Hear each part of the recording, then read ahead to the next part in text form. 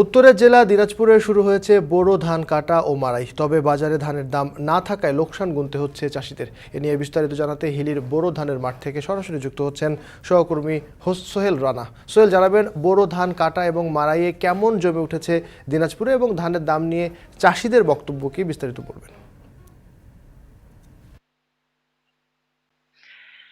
আমি আপনাকে জানিয়ে রাখি, উত্তরের জেলা দিনাজপুরে বড় যে ধান কাটাই মারা সেটি কিন্তু পুরোদমে শুরু হয়েছে এবং কৃষকদের মাঝে কিন্তু এখন ধান কাটাই মারাই উৎসবের একটা আমেজ কিন্তু বিরাজ করতে আমরা দেখেছি। তারা ধান কাটাই মারা এবং সেটি চাল করতে ব্যস্ত সময় পার করছেন পুরোদমে। আমরা মাঠগুলোতে দেখেছি কৃষকরা ধান কাটতে প্রায়। তবে হতাশার ছাপ কিন্তু আমরা দেখেছি কৃষকদের মুখে। তারা বলছেন যে বিগত বছরগুলোর তুলনায় এবারে ধানের দাম অনেকটাই কম এবং ইতিমধ্যে একটি বিষয় তারা বলছেন যে বাজারে ১,০০০ থেকে ১১০০ টাকা প্রতি মণ ধান কিন্তু তাদেরকে বিক্রি করতে হচ্ছে। এতে করে কিন্তু তাদেরকে একটা লোকসান গুনতে হচ্ছে বলে তারা বলছেন। আমি একটু আপনাকে জানিয়ে রাখি যে এখানকার এই জেলার বর্গা চাষী যারা রয়েছেন তারা সবচাইতে বেশি লোকসানে পড়েছেন। তাদেরকে প্রতি বিঘায় প্রায় ২ থেকে ৩,০০০ টাকা লোকসান গুনতে হচ্ছে। তারা যেটি বলছেন যে প্রতি বিঘা জমি তাদেরকে ১০ থেকে ১২,০০০ টাকায় বর্গা নিতে হয় এবং সেই জমিতে জমি প্রস্তুত থেকে রোপণ এবং কর্তন থেকে মাড়াই পর্যন্ত তাদেরকে ২৫,০০০ বেশি টাকা খরচ করতে হচ্ছে বিঘা প্রতি। এতে করে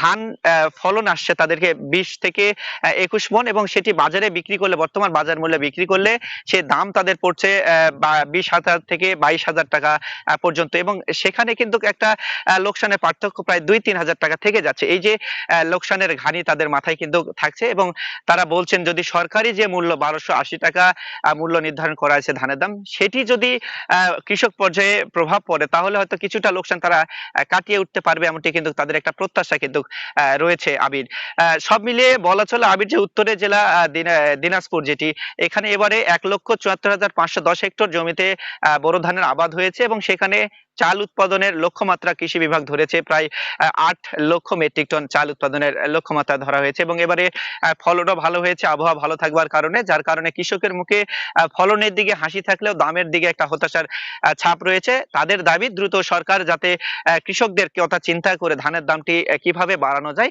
সেই বিষয়ে লক্ষ্য রাখার জন্য তারা দাবি জানিয়েছে। তো সব মিলিয়ে আবির, এই ছিল আমার কাছে দিনাজপুর থেকে বোরো ধান কাটাই মারাইয়ের সর্বশেষ পরিস্থিতি। দিনাজপুরে শুরু হয়েছে বোরো ধান কাটা এবং মাড়াই, সেই খবর জানছিলাম। এর সাথে এখন